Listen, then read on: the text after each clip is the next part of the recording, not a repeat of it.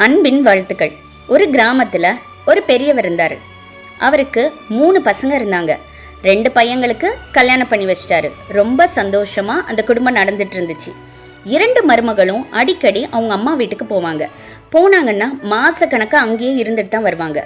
ஒரு நாள் பெரியவர் அந்த மருமகள் 2 பேரையும் கூப்பிட்டு சொன்னார், நீங்கள் அம்மா வீட்டுக்கு போயிட்டு வரும்போது நான் ஒரு கொஸ்டின் கேட்பேன், அதுக்குண்டான விடையோட நீங்கள் வரணும்னு சொன்னார். முதல் மருமகளை பார்த்து, நீ போயிட்டு வரும்போது ஒரு பையில காற்றை கொண்டுட்டு வரணும்னு சொன்னார். 2வது மருமகளை பார்த்து, நீ நெருப்பு கொண்டுட்டு வரணும்னு சொன்னார். 2 மருமகளும் ஊருக்கு போகிற ஜோரில் ரொம்ப சந்தோஷமாக போனாங்க. 1 மாதம் கழிஞ்சிச்சு. திரும்ப வரும்போது மாமனார் சொன்னாரே காற்றை கொண்டுட்டு வரணும், நெருப்பு கொண்டுட்டு வரணும்னு, எப்படி கொண்டு போகிறதுன்னு ரொம்ப யோசித்து தன்னோட ஃப்ரெண்டு கிட்ட இதை ஷேர் பண்ணாங்க. அப்போ அந்த பொண்ணு சொன்னா, ஒரு பிரச்சனையும் இல்லை, நீ ஒரு பையில ஒரு விசிறியை கொண்டுட்டு போ, நீ ஒரு பையில ஒரு விளக்கு எடுத்து கொண்டுட்டு போ அப்படின்னு சொன்னான். இதை கொண்டுட்டு போய் பெரியவர்கிட்ட அந்த 2 மருமகளும் கொடுத்தாங்க.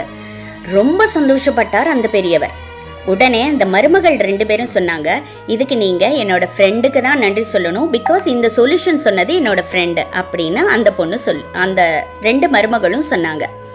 இதை கேட்ட உடனே தன்னோட 3வது பையனுக்கு அந்த பொண்ணையே கல்யாணம் பண்ணி வச்சாரு. அவங்க வீடு ரொம்ப நிறைவான குடும்பமா இருந்துச்சு. பிகாஸ் எந்த ஒரு ப்ராப்ளம் வந்தாலும் அந்த 3வது மருமக அதை டேக்கிள் பண்ணி அந்த குடும்பத்தை ரொம்ப சந்தோஷமாவே வச்சிருந்தா. அவங்க வீட்டு வாசல்ல இது ஒரு நிறைவான குடும்பம் அப்படின்னு எழுதி ஒட்டியிருந்தாங்க. அந்த ஊருக்கு வந்த ஒரு ஞானி இந்த வாசகத்தை பார்த்து, இது எப்படி நிறைவான குடும்பம் அப்படின்னு தெரிஞ்சுக்கணும்னு அந்த வீட்டுக்குள்ள வந்தாரு. மகளே, நான் ஒரு கொஸ்டின் கேட்பேன், அதுக்கு நீ சரியான பதில் சொல்லிட்டேன்னா இது நிறைவான குடும்பம்னு நான் ஒத்துக்கிறேன் அப்படின்னு சொன்னார். சுவாமிஜியை பார்த்து, கேளுங்க சுவாமி அப்படின்னு சொல்லவும், இந்த தெரு நீளத்துக்கு எனக்கு ஒரு துணியை நெய்து கொண்டு வா அப்படின்னு சொன்னார். சுவாமிஜி, இந்த தெரு நீளம் எவ்வளோன்னு நீங்கள் சொல்லுங்கள், அந்த துணியை நான் கொண்டுட்டு வரேன் அப்படின்னு அந்த பொண்ணு சொல்லுச்சு. சரி, இந்த வீட்டில் ஒரு கிணறு இருக்குல்ல, அந்த கிணறு ஆழத்துக்கு எனக்கு எண்ணெய் ஆட்டி கொண்டு வா அப்படின்னு சொன்னார். சுவாமிஜி, இந்த கிணத்தோட ஆழம் எவ்வளவுன்னு நீங்க சொல்லுங்க, அந்த அளவு எண்ணெயை நான் ஆட்டி கொண்டுட்டு வர்றேன் அப்படின்னு அந்த பொண்ணு சொல்லுச்சு. என்ன சொன்னாலும் பதில் சொல்றாளே அப்படின்னு சொல்லிட்டு கடைசியா 3வது கேள்வி கேட்டார். என் கையில இருக்கிற இந்த புறாவை நான் இப்போ பறக்க விட போறேனா இல்லை இந்த கூண்டுக்குள்ள போட்டு அடைக்க போறேனா அப்படின்னு கேட்டாரு.